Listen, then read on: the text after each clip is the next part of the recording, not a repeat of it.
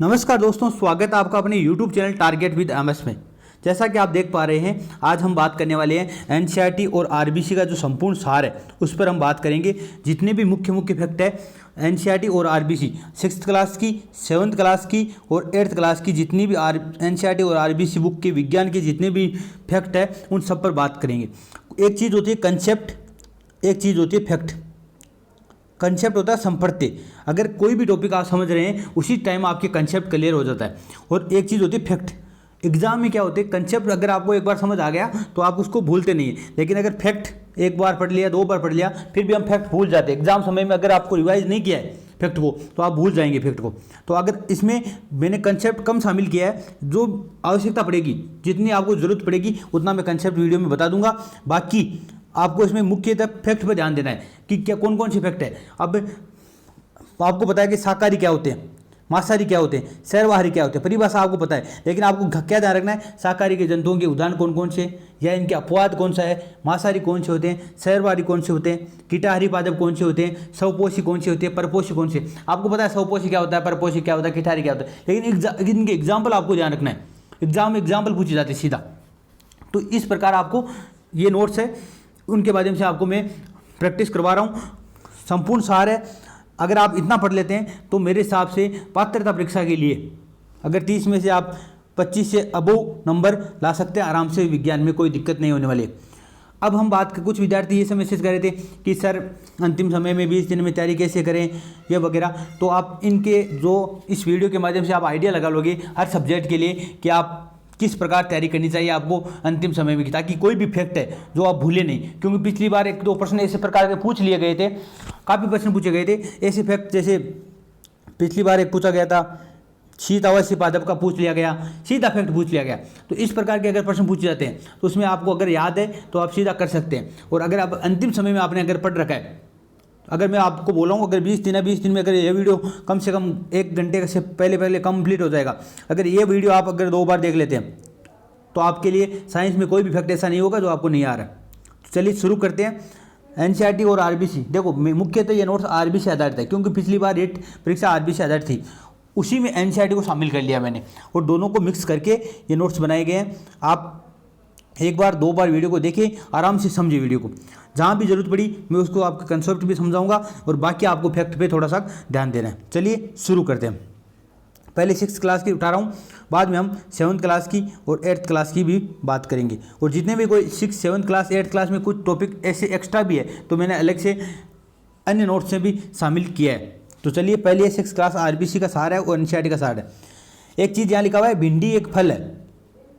भिंडी क्या है? फल है। ये आप देख पा रहे होंगे।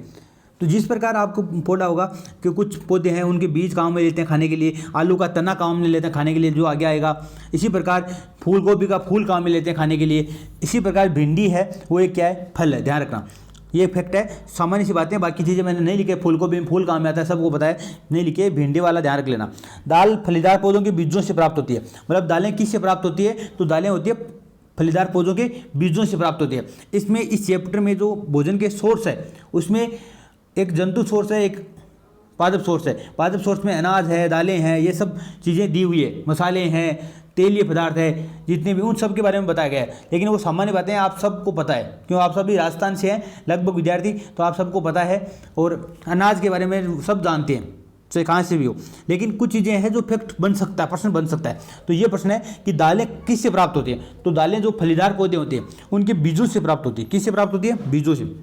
दूसरी चीज़ शर्करा, मतलब जो गुड़ और शक्कर या चीनी बनाई जाती है वो एक तो गन्ने से बनाई जाती है, सबको पता है। एक इसके साथ चुकंदर से भी बनाई जाती है। मतलब शर्करा है वो गन्ने और चुकंदर से बनाई जाती है। तीसरी फैक्ट है चाय पत्तियों से प्राप्त होती है, जबकि कॉफी बीजों से प्राप्त होती है। मतलब जो चाय प्राप्त होती है वो पत्तियों से प्राप्त होती है। बहुत बार पूछा गया प्रश्न है चाय किससे प्राप्त होती है, तो पूछ लेते हैं बीजों से, पत्तियों से, फूल से, पत्तों से, ऐसा प्रकार प्रश्न है। तो चाय पत्तियों से प्राप्त होती है, जबकि कॉफी है वो बीजों से प्राप्त होती है। ये आपको ध्यान में रखना है। इसके बाद नेक्स्ट चैप्टर में आपका लिखा हुआ है वृत्त मात्रिक पोषक तत्व है और सूक्ष्म मात्रिक पोषक तत्व है। इनमें से एक प्रश्न आने की संभावना है। वृत्त मात्रिक पोषक तत्व क्या होते हैं? जिनकी आवश्यकता शरीर को 0.2%, मतलब जिनकी आवश्यकता पादपों के शरीर को 0.2% से लेकर 4% तक होती है। ऐसे पोषक तत्व क्या कहलाते हैं? वृत्त मात्रिक पोषक तत्व। जबकि सूक्ष्म मात्रिक पोषक तत्वों में 0.02% से भी कम आवश्यकता होती है। एग्जाम्पल ध्यान रखना है carbon, hydrogen, oxygen, nitrogen, potassium, calcium, magnesium, sulphur और फास्फोरस।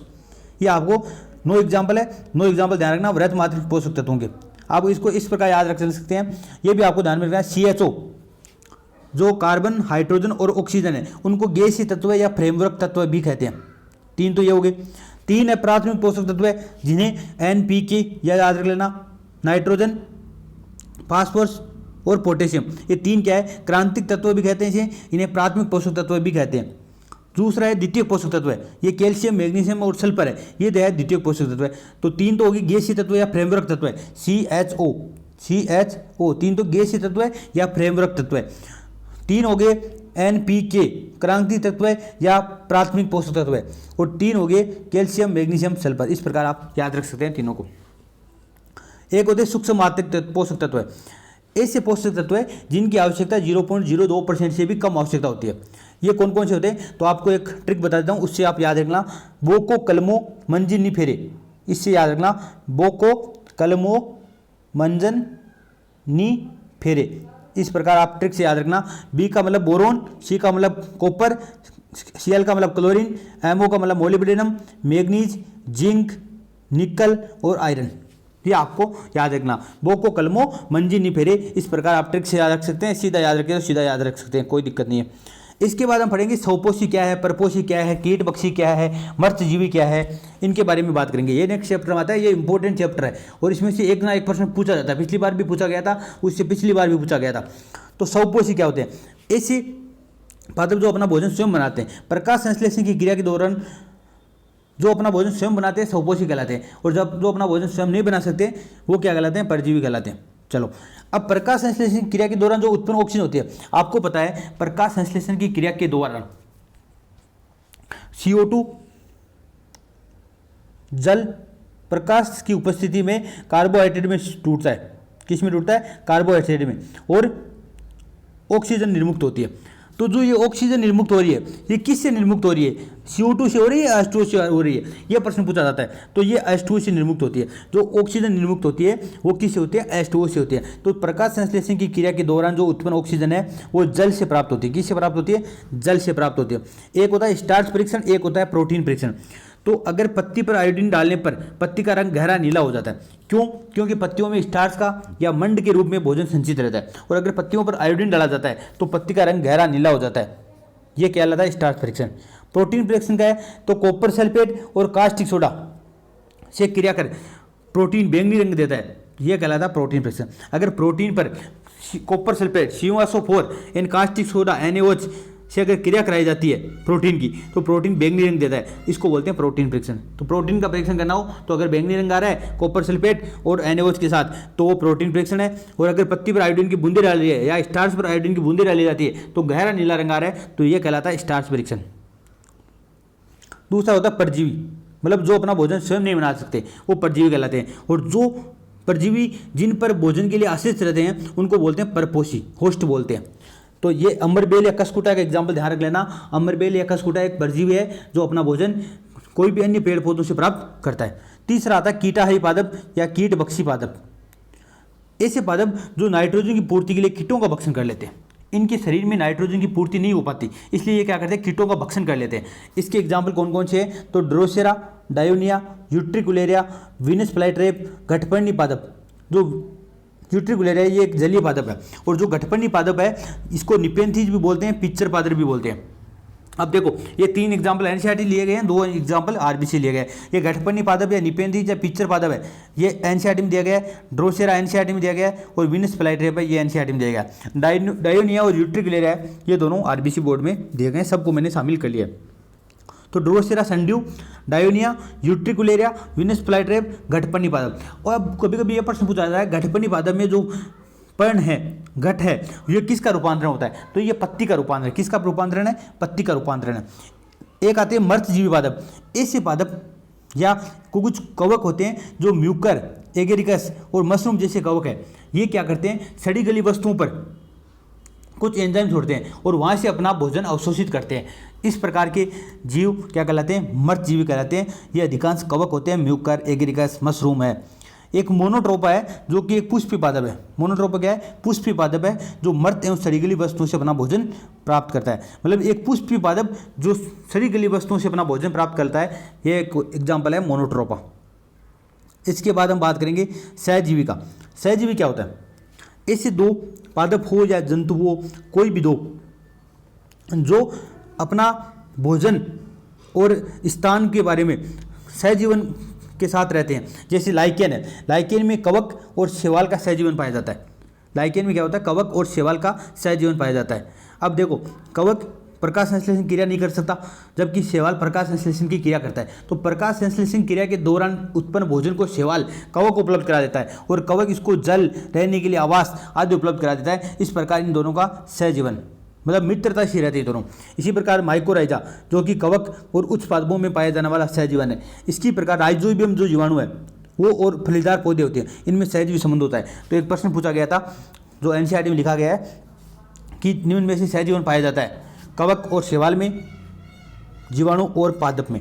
तो जीवाणु और पादप, कवक और शैवाल, इन दोनों में सहजीवन संबंध पाया जाता है। कवक और उच्च पादप में भी पाया जाता है सहजीवन।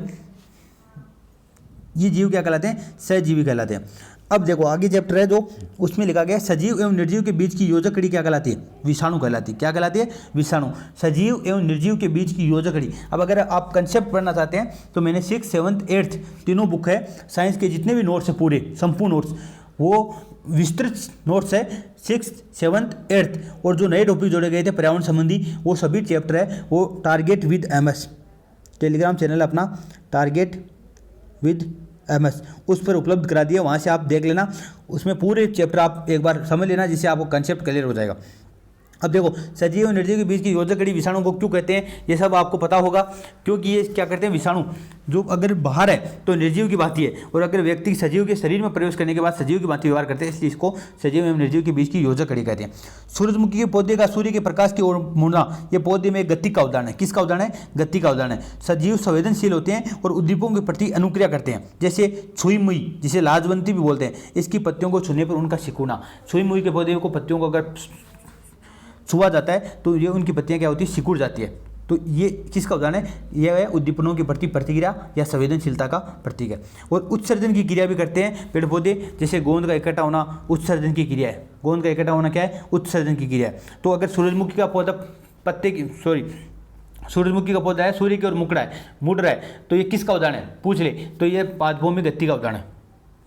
अगर सजीव संवेदनशील होते हैं और उद्दीपन के प्रति अनुक्रिया करते हैं, इसका एग्जाम्पल क्या है, तो छुई मुई के पौधों का सिकुड़ना और गोंद का इकट्ठा होना, यह उत्सर्जन की क्रिया है। अब हम बात करेंगे जगदीश चंद्र बोस की। कुछ जो वैज्ञानिक है उनके बारे में भी लिखा हुआ है, जितनी बुक्स में लिखा हुआ है उन सब के बारे में हम चर्चा करेंगे। सूक्ष्म तरंगे पैदा करने वाले यंत्र का निर्माण किया, इनका जन्म कब हुआ, कहाँ हुआ, ये सब आपके प्रश्न नहीं पूछे जाएंगे। इनके मेन मुख्य बातें हैं वो आपको पढ़नी चाहिए। जो सूक्ष्म तरंगे है वो पैदा करने वाले यंत्र का निर्माण करने वाले कौन है, जगदीश चंद्र बोस। और जगदीश चंद्र बोस ने एक केस्कोग्राफ नामक यंत्र का निर्माण किया, जो पौधों की धीमी गति, जो धीमी वृद्धि होती है उसको मापने के लिए एक संवेदी यंत्र केस्कोग्राफ। मार्कोनी का वायरलेस रिसीवर का निर्माण भी किसने किया, जगदीश चंद्र बोस ने। रेडियो विज्ञान के जनक कहे जाते हैं जगदीश चंद्र बोस। ये 4 बातें आपको याद में रख लेनी। इसके बाद हम पढ़ेंगे एक कोशिक जीव क्या है, बहुकोशिक जीव क्या है, प्रोकैरियोट क्या है, यूकैरियोट क्या है।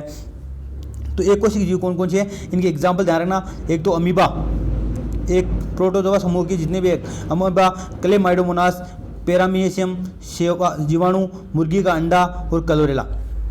देखो अमीबा और पैरामीशियम ये दोनों एकोशिक जीव है। क्लेमाइडोमोनास और क्लोरेला ये 2 शैवाल है, ये भी एकोशिक जीव है। जीवाणु एकोशिक जीव है, मुर्गी का अंडा एकोशिक जीव है।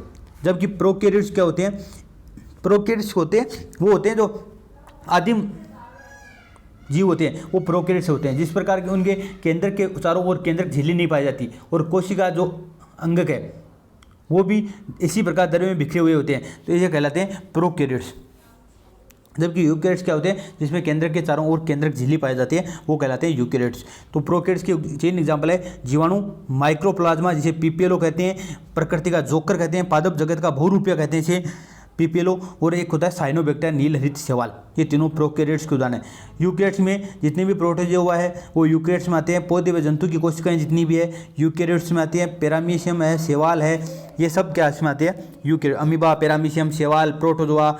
शैवाल में भी नीलहरित शैवाल प्रोकैरियोट्स में आएगा, बाकी शैवाल यूकैरियोट्स में आएंगे। माइक्रोप्लाज्मा प्रोकैरियोट्स में आएगा और जीवाणु प्रोकैरियोट्स में आएगा। एक कोशिका कौन सी है? अमीबा, क्लेमाइडोमोनास, पैरामीशियम, जीवाणु, मुर्गी का अंडा, क्लोरेला। इसके अलावा जो भी बच गए वो कोशिका है। सबसे बड़ी कोशिका कौन सी होती है? तो शुतुरमुर्ग का अंडा है, वो सबसे बड़ी कोशिका है। इसका आकार 170 बाई 130 mm होता है। सबसे छोटी कोशिका है वो पीपीएलओ है, 0.5 से 0.5 माइक्रोमीटर। ये पीपीएलओ की फुल फॉर्म क्या होती है? तो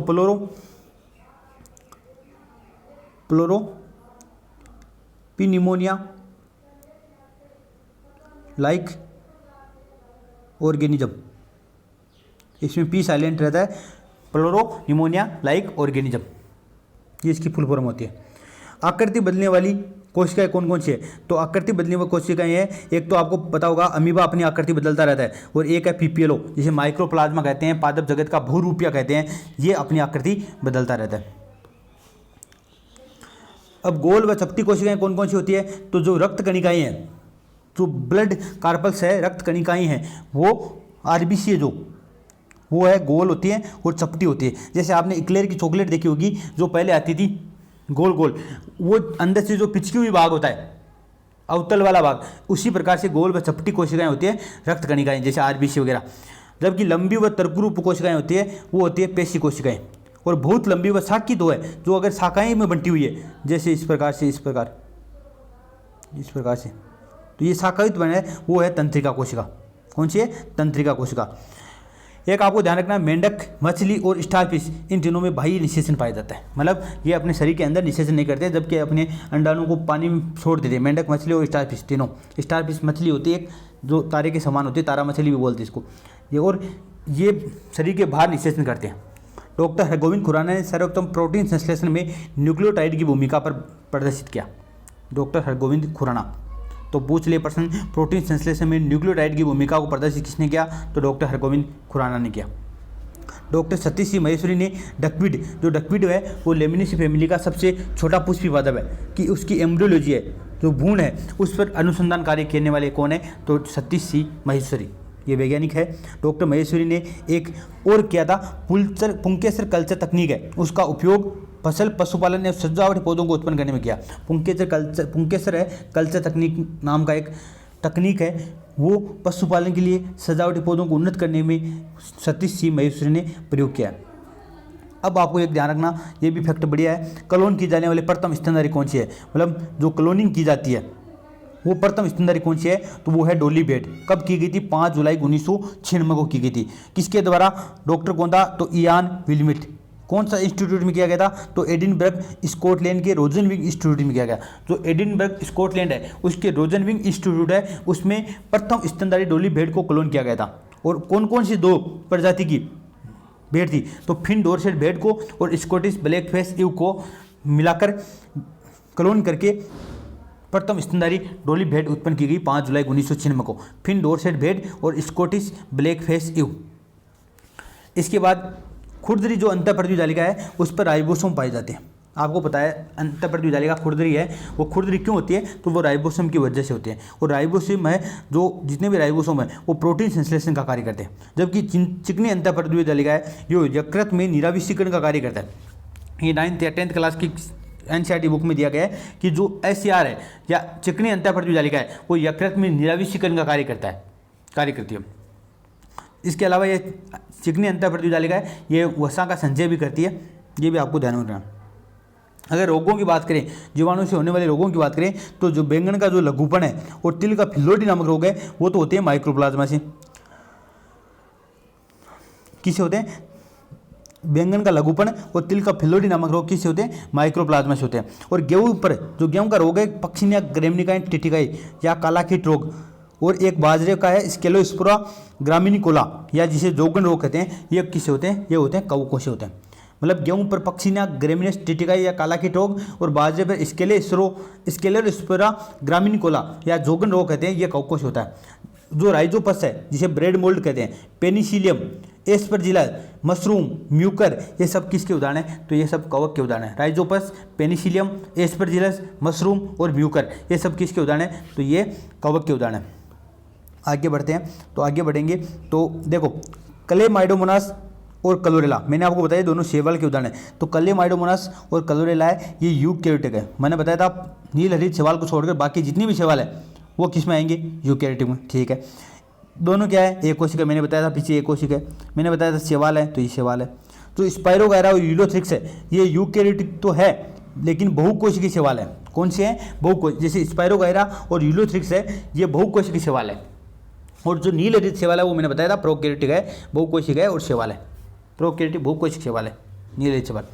लैक्टोबैसिलस जीवाणु है जो क्या करता है? दूध को दही में परिवर्तित करता है। तो बहुत बार प्रश्न पूछा गया है, रेट में तो हर बार ये फेवरेट प्रश्न है कि दूध को दही में परिवर्तित करने वाले जीवाणु का नाम बताइए। तो लैक्टोबैसिलस। यीस्ट क्या करता है? यीस्ट डबल रोटी है, जलेबी है, इडली है, डोसा है, शराब है, एल्कोहल है आदि बनाने में उपयोग किया जाता है यीस्ट। और जलेबी के घोल में खमीर उठाने के लिए किसका प्रयोग किया जाता है? यीस्ट का प्रयोग किया जाता है। और यीस्ट ये खमीर किसकी वजह से उठता है? तो CO2 गैस की वजह से उठता है। जो क्लोरेला शैवाल है इसका प्रयोग किस में किया जाता है? तो क्लोरेला शैवाल का प्रयोग सूप, आइसक्रीम व अन्य खाद्य पदार्थ बनाने में किया जाता है। क्लोरेला शैवाल है, सूप, आइसक्रीम बनाने में क्लोरेला शैवाल का प्रयोग किया जाता है। जबकि क्लोस्ट्रिडियम बोटुलियम जीवाणु है, उससे अगर क्लोस्ट्रिडियम बोटुलियम से अगर जीवाणु से रोग हुआ तो इससे खाद्य पदार्थों को विषाक्त कर देता है।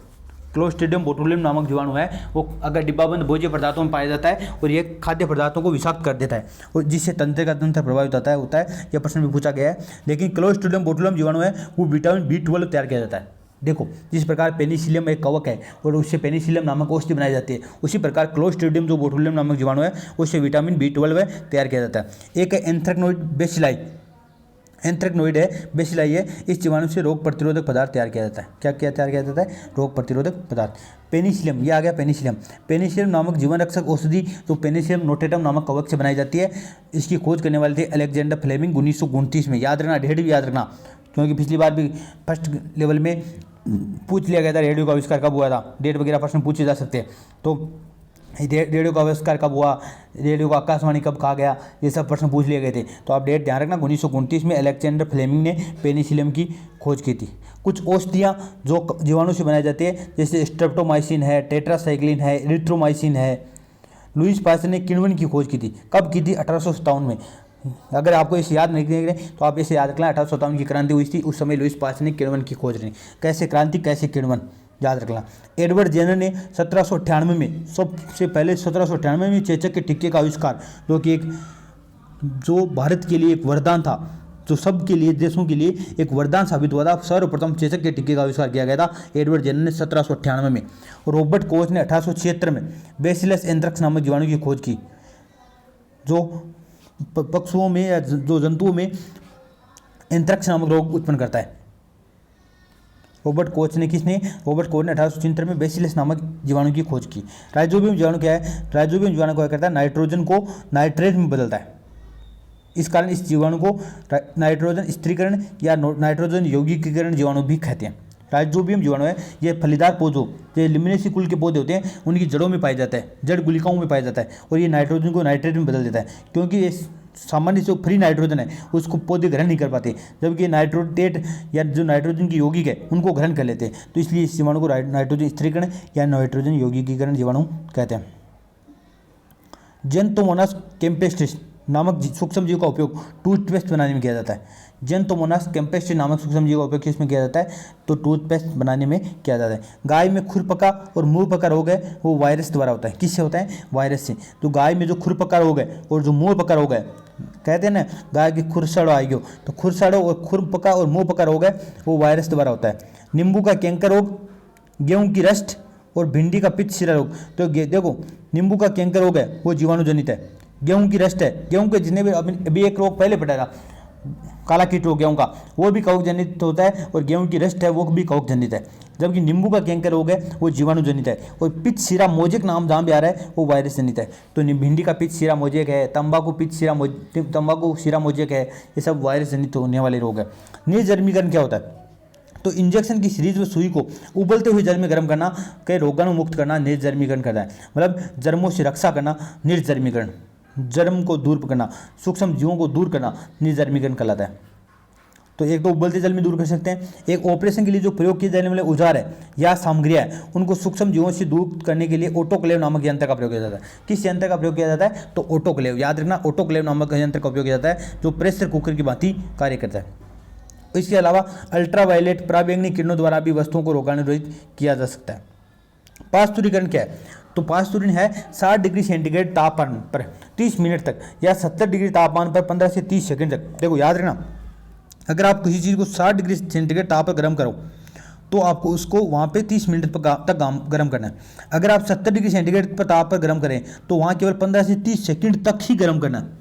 यहाँ 30 मिनट तक, वहाँ सेकंड तक गर्म कर वापस फिर ठंडा किया जाता है। तो इससे क्या होता है, सूक्ष्म जीवों की वृद्धि रुक जाती है या सूक्ष्म जीव नष्ट हो जाते हैं। कुछ सूक्ष्म जीव ऐसे होते हैं जो गर्मी में या बहुत ज़्यादा ताप पर नष्ट होते हैं, जबकि कुछ सूक्ष्म जीव ऐसे होते हैं जो ठंडे अवस्था में नष्ट होते हैं। तो ठंडा भी करते हैं, इसमें गर्म भी करते हैं। इस प्रकार ये पास्तुरीकरण है, ये किसी चीज़ को सूक्ष्म जीवों से मुक्त करने की एक विधि है जो लुईस पास्चर ने इसकी खोज की थी। लुईस पास्चर ने किण्वन की भी खोज की, पास्तुरीकरण की भी खोज की।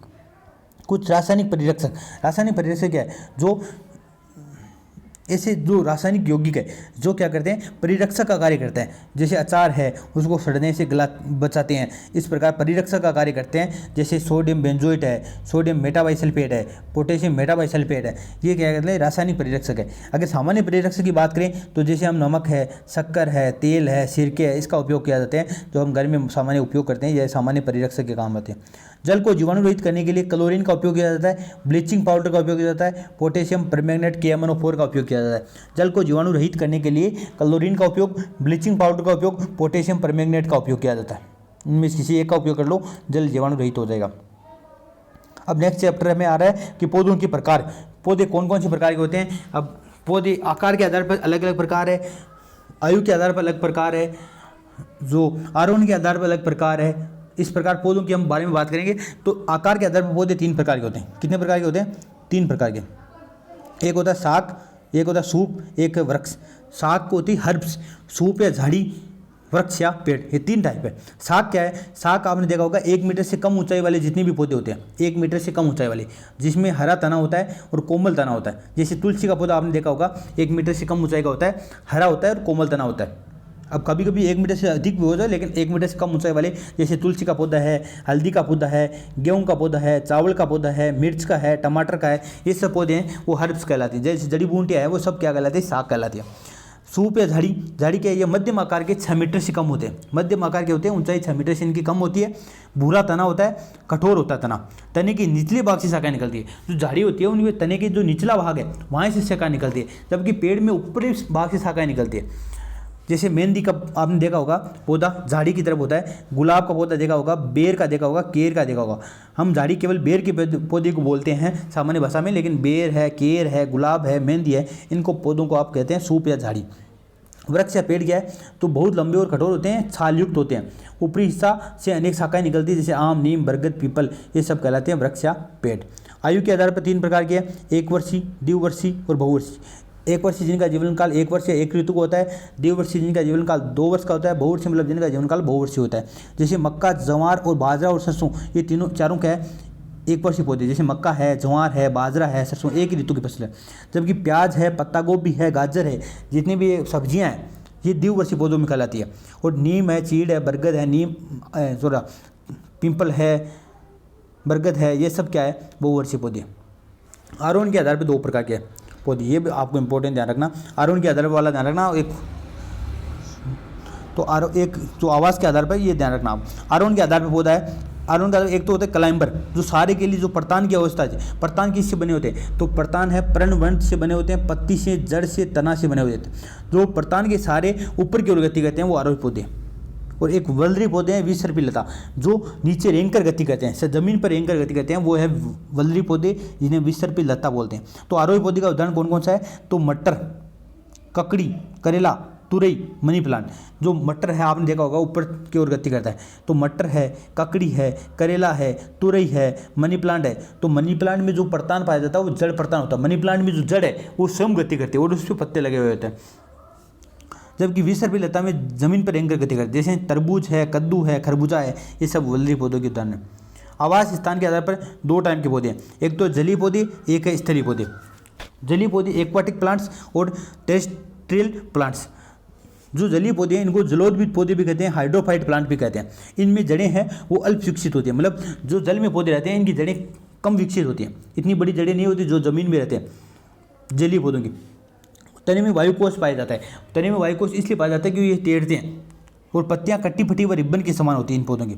उदाहरण कौन कौन से हैं? तो कमल का फूल देखा होगा आपने, कमल का पौधा देखा होगा, वेलसिनेरिया, सिंगाड़ा, हाइड्रिला, जलकुंभी, ये सभी एग्जाम्पल किसके हैं? जलीय पौधों के। कमल है, वेलसिनेरिया है, सिंगाड़ा है, हाइड्रिला है, जलकुंभी है। इसमें भी अलग अलग प्रकार है। सतह पर तैरने वाले कौन से हैं, जल में डूबे हुए कौन से हैं, उभयचारी कौन से हैं?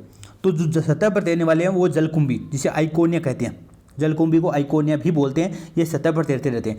जो जल निमग्न या जल में डूबे हुए कौन से हैं, तो हाइड्रिला है, वो जल में डूबा हुआ रहता है। और जो वेलसिनेरिया है वो जल में डूबा हुआ भी रहता है और सतह पर तैर उभयचारी है, मतलब सतह पर भी तैरता है और जल में डूबा हुआ भी रहता है कभी कभी। तो वेलसिनेरिया है वो उभयचारी है और जलकुंभी है वो सतह पर तैरता है और हाइड्रिला वो जल में डूबा हुआ रहता है। स्थलीय पौधे कौन कौन से हैं? तो स्थलीय पौधों में एक तो आता है समुद्रविद पौधे, जैसे नीम है, बांस है, जो एक समुद्रविद पौधे हैं।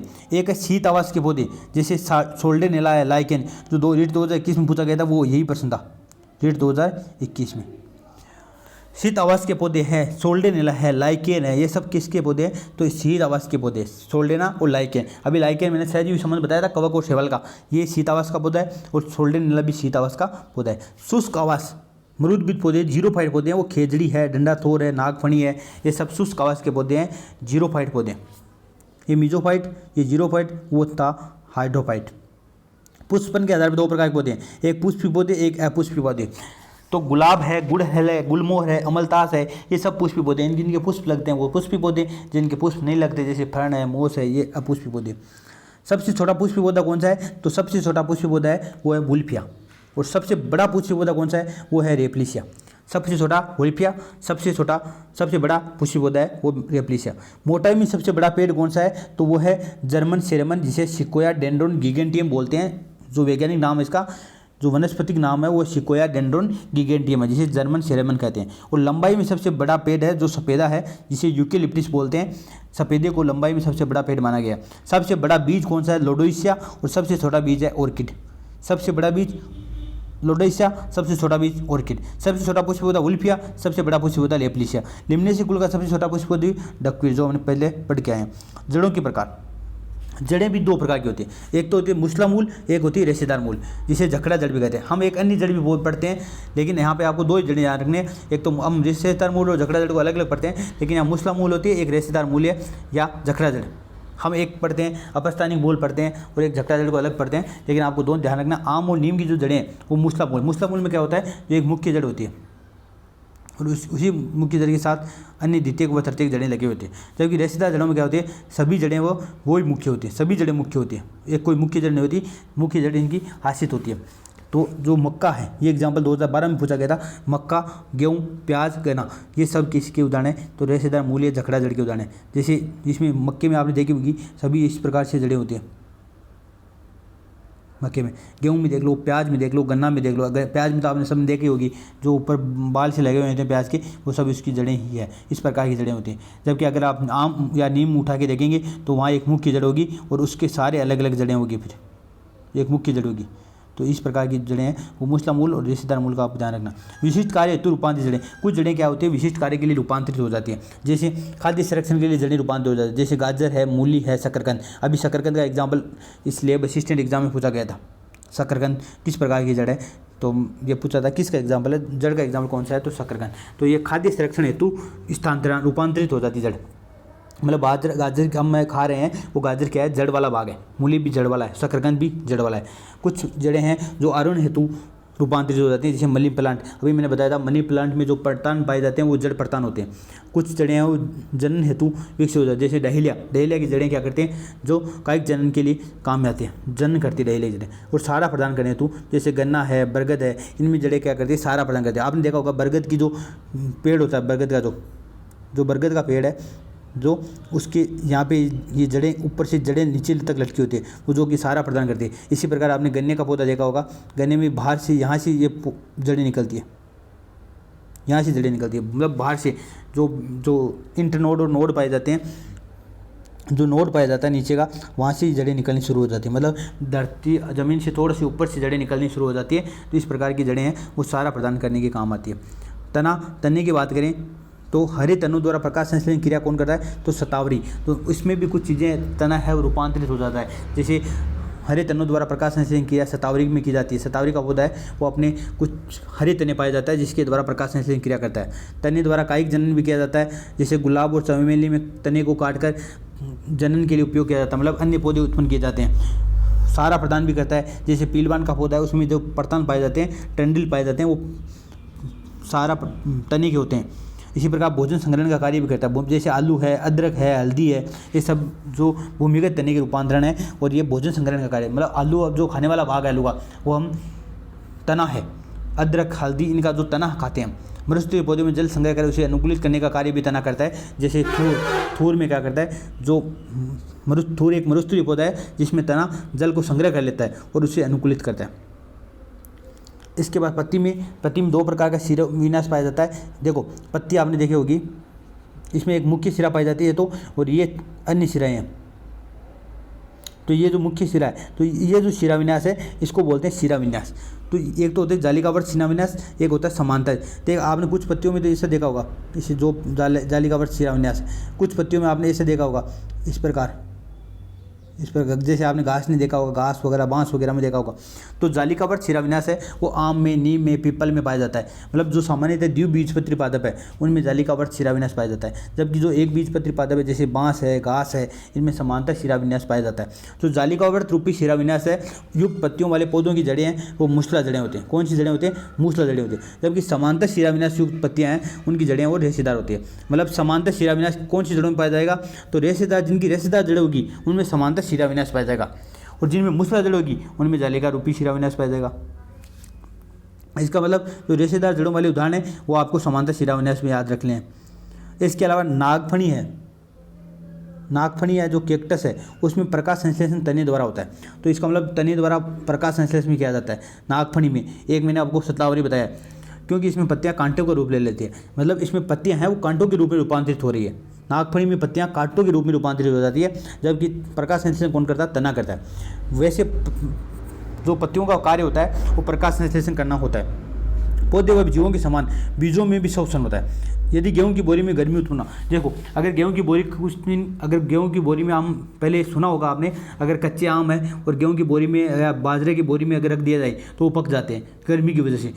इसी प्रकार क्योंकि पौधे एवं जीवों के समान बीजों में भी शोषण की क्रिया होती है, इस वजह से गेहूं की बोरी उसमें गर्मी उत्पन्न हो जाती है। तो ये आपको एग्जाम फैक्ट बढ़िया है, ध्यान में रखना। प्रोफेसर शिप्रा गुहा मुखर्जी कलकत्ता की थी, जिन्होंने धतूरा इनोक्सिया के फूलों के पुंकेसर का कल्चर करके अगुणित पादप उत्पादन करने की तकनीक का आविष्कार किया है। प्रोफेसर शिप्रा गुहा मुखर्जी है जिन्होंने धतूरा इनोक्सिया के फूलों के पुंकेसर का कल्चर करके अगुणित पादप उत्पादन करने की तकनीक का आविष्कार किया। अब हम पढ़ेंगे नेक्स्ट चैप्टर है जो रेशों वाला और संश्लेषित या कृत्रिम रेशे।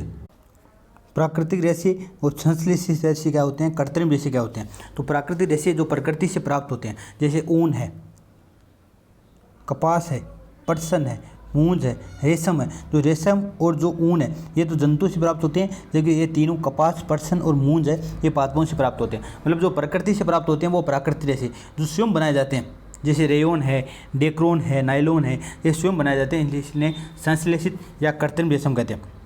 रुई कपास पादप के फल से प्राप्त होती है। रुई किससे प्राप्त होती है, जो कपास पादप है उसका फल से है उससे प्राप्त होती है। जबकि जूट या फ्लेक्स का जो है वो पटसन है, जूट को फ्लेक्स भी बोलते हैं, ये पटसन पादप के तनों से प्राप्त की जाती है। मतलब तनों को गलाकर इनसे रेशे बनाए जाते हैं जूट के लिए। जबकि रुई फल से और जूट है वो तनों से। जूट का उपयोग किया जाता है पायदान बनाने में, चटाई बनाने में, बैग बनाने में। जो मूंज है, मूंज घास के पौधे, जैसे मूंज घास का पौधा होता है सेकेरम मुंजा, उससे प्राप्त होती है। जो सेकेरम मुंजा वो एक बीजपत्री पादप है। झोंपड़े हैं, परंपरागत फर्नीचर है, सिरकी है, इको फ्रेंडली खिलौने बनाने में मूंज का उपयोग किया जाता है। मूंज सामान्यतः नागौर में, बीकानेर में, सीकर में, झुंझुनू में, अजमेर में पाई जाती है। और राजस्थान में अजमेर में जिले में मूंज आधारित कुटीर उद्योग भी है। सूती धागे की कताई की युक्तियाँ कौन कौन सी है? तो सूती धागे की कताई युक्तियाँ एक तो हस्तकवा, जिसे तकली बोलते हैं, एक है चरखा, मतलब चरखे से भी सूती धागे की कताई की जाती है, और हस्तकवा एक तकली होती है, उससे भी सूती धागे की कताई की जाती है। जबकि सूती धागे की बुनाई की जो युक्तियाँ हैं वो एक तो है वीविंग, एक है निटिंग। तो वीविंग क्या है, निटिंग क्या है? देखो, अगर दो धागों को मिलाकर, दो धागों को शेड करके बुनाई की जा रही है तो वो वीविंग है। और अगर एक ही धागे से एक ही धागे से अगर बुनाई की जा रही है तो वह है निटिंग। तो देखो, वीविंग क्या है? धागे के दो सेट को आपस में व्यवस्थित करके वस्त्र निर्माण क्रिया वीविंग कहलाती है। इसमें इसके लिए करघों का उपयोग किया जाता है। जबकि एकल धागे के वस्त्र निर्माण की क्रिया को नीटिंग कहते हैं। इससे हाथों और मशीनों से द्वारा की जाती है। तो वीविंग है वो करघों से की जाती है, जबकि नीटिंग है हाथों और मशीनों द्वारा की जाती है। राजस्थान व गुजरात में बंदेज के वस्त्र प्रचलित है।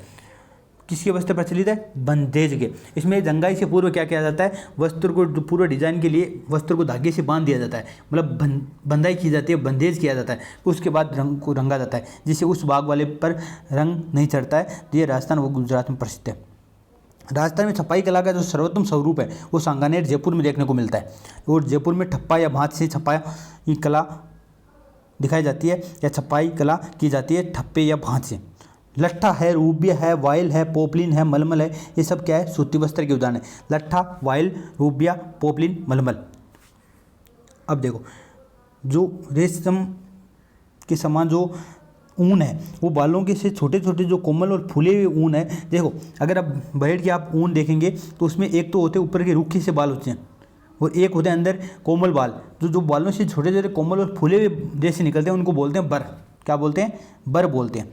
जम्मू कश्मीर की पहाड़ी क्षेत्रों में कश्मीरी बकरी पाई जाती है, और एक अंगोरा नस्ल की बकरियां पाई जाती है जिनसे ऊन प्राप्त की जाती है। जो कश्मीरी बकरी है उनसे बनाई जाती है पश्मीना शोले, और जो अंगोरा नस्ल की बकरी है उससे अंगोरा ऊन प्राप्त होती है। तो प्रसिद्ध पश्मीना शोले हैं जम्मू कश्मीर की, वो कश्मीरी बकरी से बनाई जाती है। लोई जो भेड़ की नस्ल है एक, उससे प्राप्त ऊन अच्छी गुणवत्ता की होती है, जो राजस्थान व पंजाब में पाई जाती है। लोई भेड़ कहाँ पाई जाती है? राजस्थान व पंजाब में। याक की ऊन तिब्बत व लद्दाख में प्रचलित है, क्योंकि तिब्बत और लद्दाख में याक पाए जाते हैं, इसलिए याक की ऊन प्रसिद्ध है। दक्षिण अमेरिका में लामा और एल्पेका से भी ऊन प्राप्त की जाती है। तो देखो, लामा एल्पेका से दक्षिण अमेरिका में, याक से तिब्बत में, और लोई हमारे भेड़ से, बकरी से, इससे ऊन प्राप्त की जाती है। रेशम प्राप्त करने के लिए रेशम के कीटों को पालना, रेशम कीट पालन या सेरीकल्चर, ये सेरीकल्चर आप ध्यान रखना, शहतूत पौधे पर रेशम को पाला जाता है, और रेशम कीट पालन या इसे सेरीकल्चर कहा जाता है। तो रेशम कीट पालन को क्या कहा जाता है? सेरीकल्चर। और रेशम एक प्रोटीन है। क्या है? प्रोटीन है। एक प्रश्न ऐसा भी पूछा गया था कि रेशम प्राप्त करने के लिए कर्मी कोष या कोकून अवस्था के तक प्यूपा अवस्था में बदलने से पूर्व कोकून को अलग किया जाता है। मतलब रेशम प्राप्त करने की सही अवस्था क्या है? तो जो कर्मी कोष है, जो कोकून अवस्था है, उससे जो अगर प्यूपा अवस्था में बदला है, अगर कर्मी कोष प्यूपा अवस्था में बदल रहा है, मतलब वयस्क अवस्था में जो कोकून है वो वयस्क कीट में बदल रहा है, उससे पहले उसको गर्म पानी में या धूप में सुखाया जाता है और उससे रेशम प्राप्त किया जाता है। रेशम का मृदु रेशा है वो स्टील की तार जितना मजबूत होता है। पदार्थ की प्लाज्मा अवस्था वास्तव में संतृप्त गैस होता है। ये पदार्थ वाली फिजिक्स आ गई है, सॉरी यहाँ से फिजिक्स केमिस्ट्री शुरू होती है। तो इस केमिस्ट्री में जो पदार्थ की अवस्था है, जो प्लाज्मा अवस्था, चौथी अवस्था, देखो ठोस अवस्था क्या होती है, द्रव्य अवस्था क्या होती है, गैस अवस्था क्या होती है, ये सबको पता है आपको, मैं नहीं पढ़ा रहा, इसका सीधा आप बता रहा हूँ। चौथी अवस्था प्लाज्मा अवस्था। तो प्लाज्मा अवस्था है वो वास्तव में संतृप्त गैसीय अवस्था होती है। यह अवस्था गर्म आयनित पदार्थ के रूप में पाई जाती है। सूर्य में, तारों में, ट्यूबलाइट में, टीवी की पिक्चर ट्यूब में आदि में प्लाज्मा अवस्था पाई जाती है।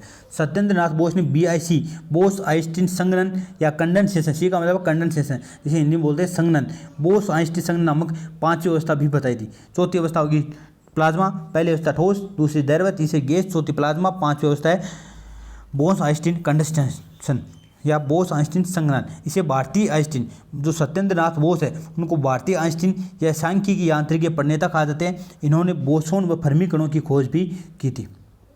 भारतीय परमाणु विज्ञान के जनक कौन कहे जाते हैं? डॉक्टर होमी जहांगीर भाभा। इसके बाद हम पढ़ेंगे सरल मशीन, मशीन वाला चैप्टर, जिसमें सरल मशीन क्या होती है, जटिल मशीन क्या होती है। तो सरल मशीन में कौन कौन से आते हैं जिनके लिए गियर व चेन का प्रयोग नहीं किया जाता, वैसे सरल मशीन है। जैसे नत समतल है। नत समतल का मतलब समझ गए आप? इस प्रकार का जो समतल है, इस पर अगर वस्तु को लुढ़काया जाता है तो आराम से लुढ़क जाती है। पहिया है, दूरी है, उत्तोलक है, गिरनी है। उत्तोलक के हम विस्तार से पढ़ेंगे। गिरनी है, गिरनी आपने देखी होगी कोई सामान निकालने के लिए। पच्चर आपने देखी होगी, कुल्हाड़ी और छेनी के जो ऊपर आगे पच्चर वेज की सी आकृति बनी हुई होती है इस प्रकार। तो ये क्या है? ये पच्चर है, पेच है, ये सब क्या है? सरल मशीन है। जबकि जटिल मशीनों में गियर और चेन का प्रयोग किया जाता है। जैसे साइकिल है, सिलाई मशीन है, कुट्टी काटने की मशीन है, ये सब क्या है, जटिल मशीन है। तो हम उत्तोलक के बारे में पढ़ेंगे। इस चैप्टर में उत्तोलक के बारे में विस्तृत रूप से चर्चा की गई है। उत्तोलक क्या होता है, तो आपने देखा होगा उत्तोलक एक इस प्रकार से उत्तोलक कार्य करता है। मान लो एक ये छड़ है, यहाँ पे कोई वस्तु रखी है इस छड़ के ऊपर, और यहाँ एक बीच में हम कोई भी एक स्टैंड लगा दें और यहाँ पे अगर दबाव डाला जाता है या प्रयास किया जाता है तो ये वस्तु आराम से उठ जाएगी। अगर इस प्रकार आप अगर वजन वस्तु को अगर सीधा उठा रहे हैं इस वस्तु को तो ये भारी लगेगी आपको, लेकिन इसकी सहायता अगर उत्तोलक की सहायता से या लीवर की सहायता से आप उठा रहे हैं तो ये आसानी से उठ जाएगी। जैसे आपने देखा होगा ये उत्तोलक कोई भी ऐसी वस्तु हो सकती है जो इस उत्तोलक के आधार पर ही वस्तुएं बनाई जाती है ताकि उसमें कम भार लगाना पड़े आपको। जैसे आपने हेल पंप देखा होगा, जैसे आपने चिमटा देखा होगा, ये सब उत्तोलक पर कार्य करते हैं। उत्तोलक जो लीवर है वो, अब देखो यहाँ जो भार दिया गया है वो है लोड, जिसे लोड भी बोलते हैं, डब्ल्यू भी बोलते हैं। जो ई है यहाँ जो हम लगा रहे हैं आयास या प्रयास, एफर्ट, जो बल लगा रहे हैं वो आयास या प्रयास है, जो एफर्ट है ये है। और बीच में जो एफ दिखाई दे रहा है वो आलम या फलक्रम है।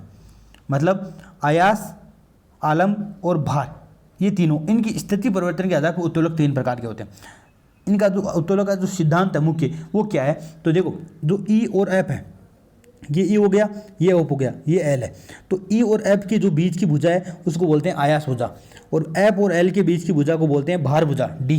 जो बाहर के साइड वाली भुजा है उसको भार भुजा, और जो आयास भुजा है, आयास के पास वाली भुजा है उसको आयास भुजा।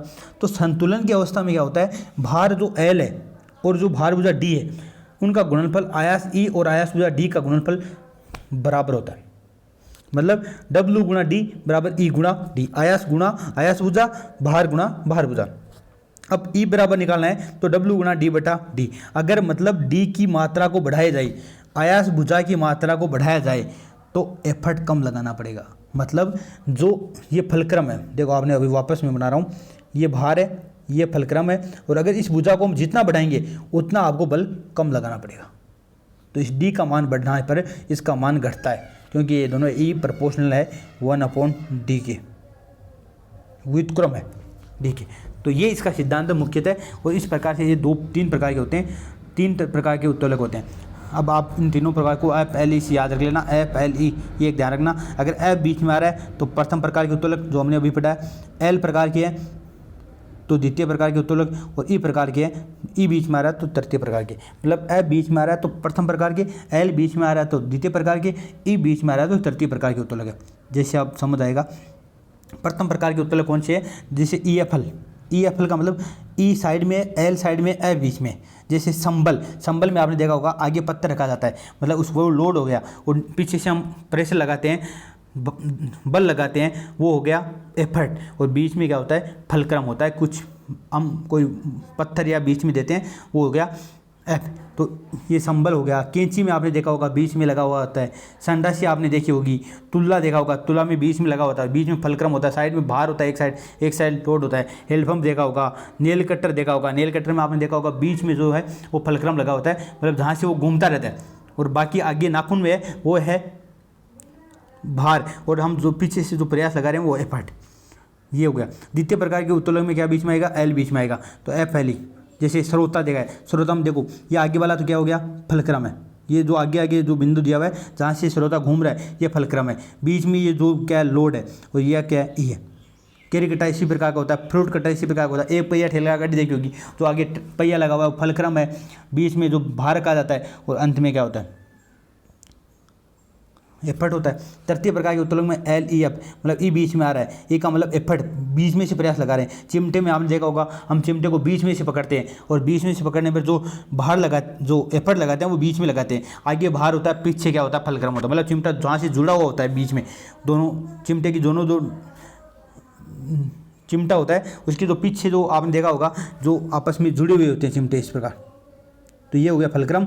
ये जो बीच में भार लगा रहे हैं हाथों से, ये हो गया एफर्ट, और ये हो गया लोड।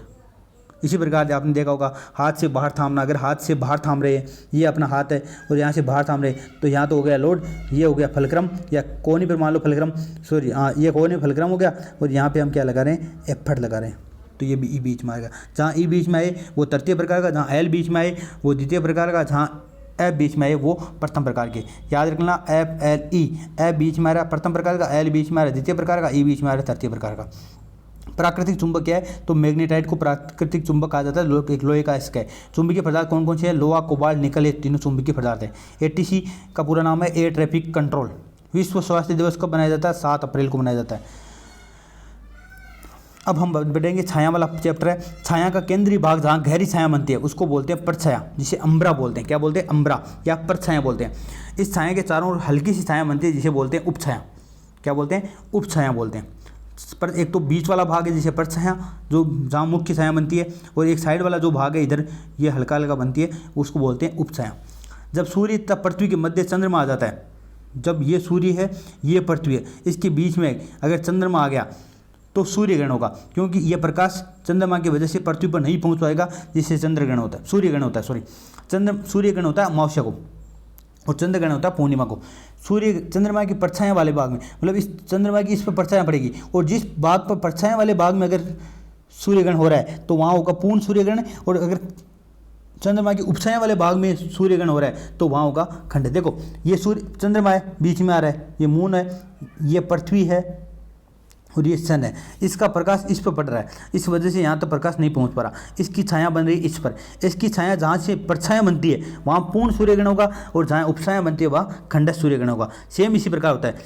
पूर्ण सूर्यग्रहण के समय सूर्य का बाहरी किनारा है वो एक रिंग की भांति दिखाया जाता है, जिसे बोलते हैं किरीट।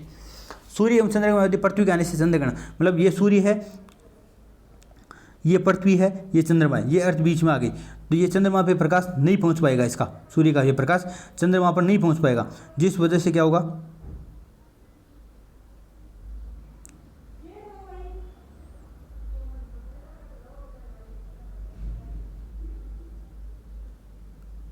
सॉरी